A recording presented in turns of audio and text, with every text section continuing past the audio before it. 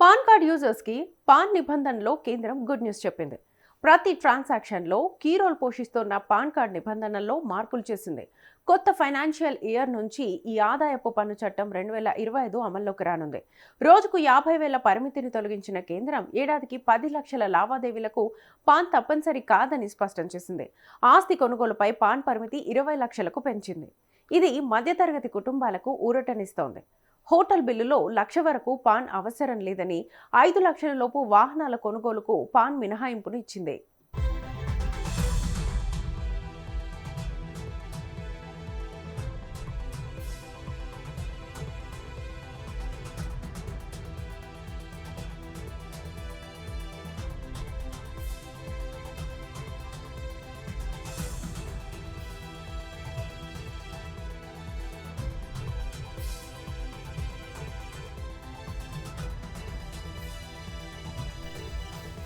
కేంద్ర ప్రభుత్వం 1961 నాటి పాత ఆదాయపు పన్ను చట్టం స్థానంలో నూతన ఆదాయ పన్ను చట్టం 2025ను తీసుకొస్తోంది.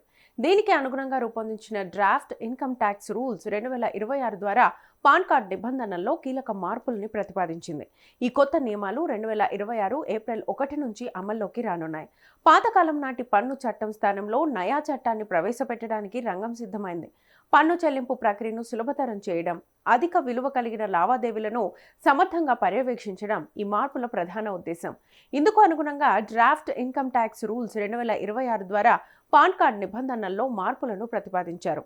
ఏప్రిల్ 1, 2026 నుంచి అమల్లోకి రానున్న ఈ నిబంధనల గురించి తెలుసుకోవడం ముఖ్యం. ఎందుకంటే ఇవి సామాన్యులపై నేరుగా ప్రభావాన్ని చూపిస్తాయి.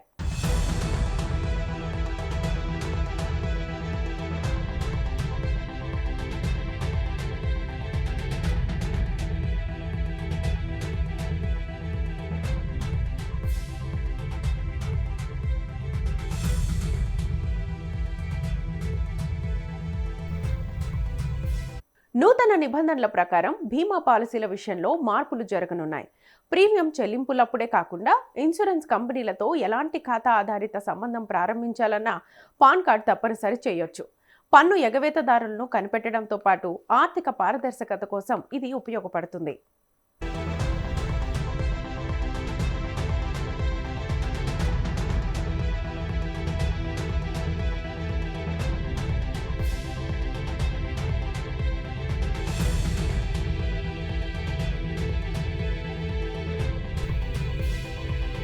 విలాసవంతమైన హోటళ్లు లేదా రెస్టారెంట్లలో భోజనం, ఇతర సేవల కోసం చేసే చెల్లింపుల పరిమితిని పెంచారు. ఇప్పటిదాకా 50,000 దాటితే పాన్ కార్డు అడిగేవారు. ఇక నుంచి ఆ పరిమితిని 1,00,000కు పెంచాలని ప్రతిపాదించారు. అలాగే కన్వెన్షన్ సెంటర్లు, బ్యాంకెట్ హాళ్లకు చేసే చెల్లింపులకు కూడా ఇదే నిబంధన వర్తిస్తుంది. ఈ నిబంధనల్లో ఆస్తి కొనుగోలు, అమ్మకందారులకు ఊరట కలిగించే అంశం ఉంది. ప్రస్తుతం 10 లక్షల కంటే ఎక్కువ విలువైన ఆస్తి లావాదేవీలకు పాన్ కార్డ్ తప్పనిసరి. నూతన నిబంధనల ప్రకారం ఈ లిమిట్ను రెట్టింపు చేస్తూ 20 లక్షలకు పెంచనున్నారు. అంటే 20 లక్షల లోపు విలువైన ఆస్తుల రిజిస్ట్రేషన్కు పాన్ కార్డ్ అవసరం లేకపోవచ్చు.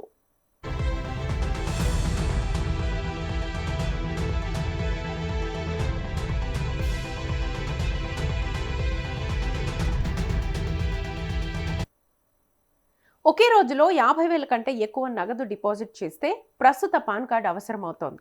నయా నిబంధనల ప్రకారం రోజు పరిమితిని తీసేసి వార్షిక పరిమితిని విధించనున్నారు. ఒక ఆర్థిక సంవత్సరంలో ఒకటి అంతకంటే ఎక్కువ అకౌంట్లలో కలిపి 10 లక్షలు, ఆపై నగదు డిపాజిట్, విత్డ్రా చేస్తే పాన్ కార్డ్ తప్పనిసరి చేయనున్నారు. ప్రస్తుతం ఉన్న నిబంధనల ప్రకారం ద్విచక్ర వాహనాలు మినహా మిగిలిన మోటారు వాహనాల కొనుగోలుకు పాన్ అవసరం. కానీ ఏప్రిల్ 1 నుంచి వాహనం ధర 5 లక్షలు దాటితే అది 2 వీలర్ అయినా 4 వీలర్ అయినా పాన్ కార్డ్ వివరాల్ని అందించాల్సిందే. 5 లక్షల లోపు విలువైన చిన్న వాహనాలకు ఇకపై పాన్ కార్డ్ అక్కర్లేదు.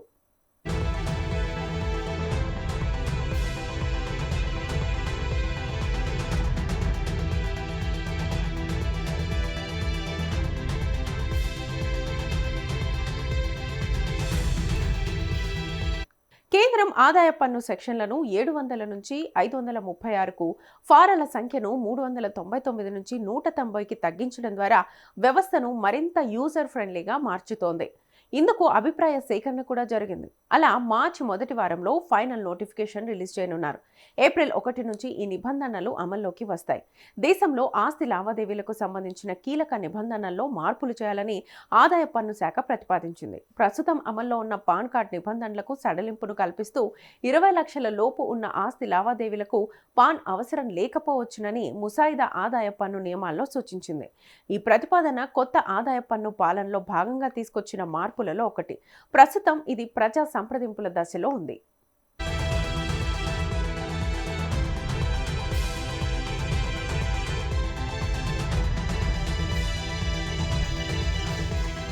ప్రస్తుత నియమాల ప్రకారం 10 లక్షలకు మించిన విలువ కలిగిన స్థిరాస్తి కొనుగోలు లేదా విక్రయాల సమయంలో పాన్ నెంబర్ను తప్పనిసరిగా కోడ్ చేయాలి. ముసాయిదా ప్రకారం 20 లక్షల లోపు విలువైన ఆస్తి లావాదేవీలకు పాన్ అవసరం లేదు. 20 లక్షలు లేదా అంతకంటే ఎక్కువ విలువైన లావాదేవీలకు పాన్ తప్పనిసరి.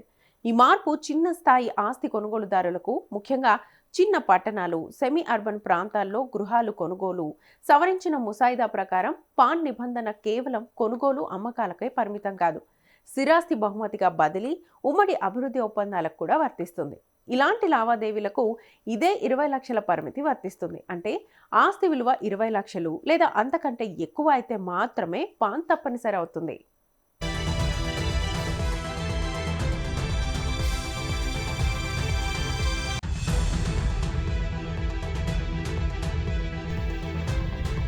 గత కొన్ని సంవత్సరాల్లో ఆస్తి ధరలు గణనీయంగా పెరిగాయి. అనేక నగరాల్లో సాధారణ ఇళ్ల ధర కూడా 10 లక్షలను దాటిపోయింది. ఈ నేపథ్యంలో పాత పరిమితి ప్రస్తుత మార్కెట్ పరిమితులకు సరిపోవడం లేదని పన్ను నిపుణులు అభిప్రాయపడుతున్నారు. ఈ ప్రతిపాదన వల్ల చిన్న కొనుగోలుదారులపై పేపర్ వర్క్ భారం తగ్గుతుంది. అఫోర్డబుల్ హౌసింగ్ మార్కెట్లో లావాదేవీలు సులభతరం అవుతాయి. ప్రస్తుత రియల్ ఎస్టేట్ విలువలకు అనుగుణంగా నిబంధనలు మారుతాయి. ప్రత్యేకంగా టైర్ 2, టైర్ 3 నగరాల్లో గృహ కొనుగోలుదారులకు ఇది ప్రయోజనకరంగా మారుతుంది.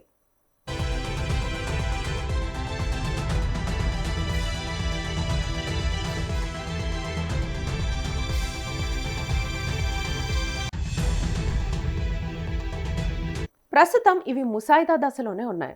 ప్రజల నుంచి, సంబంధిత వర్గాల నుంచి అభిప్రాయాలు స్వీకరించిన తర్వాతే తుది నిర్ణయం వెలువడనుంది. అమల్లోకి వస్తే చిన్న స్థాయి ఆస్తి కొనుగోలుదారులకు ఇది పెద్ద ఊరటనివ్వనుంది. అదే సమయంలో భారీ లావాదేవీలపై పారదర్శకతను కొనసాగించేలా ప్రభుత్వం చర్యలు తీసుకుంటోంది.